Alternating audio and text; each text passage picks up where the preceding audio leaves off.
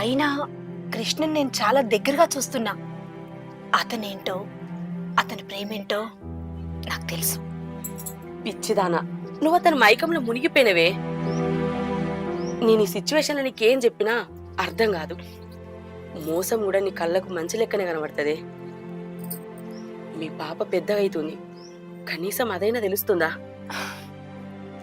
తెలుస్తోంది. ఇప్పుడు దానికి ఏ కష్టం వచ్చినా చూసుకోవడానికి నాతో పాటు కృష్ణ కూడా ఉన్నాడు.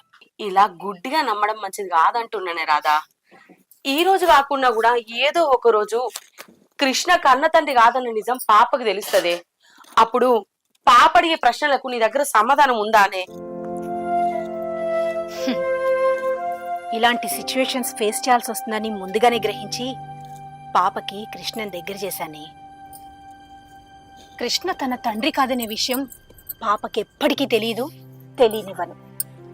ఒకవేళ మేము విడిపోవాల్సిన పరిస్థితి వస్తే పాపకి తండ్రి కృష్ణగానే విడిపోతాం. ఆధార్ కార్డులో పేరు మార్చినంత ఈజీ కాదే నిజాన్ని మార్చడం.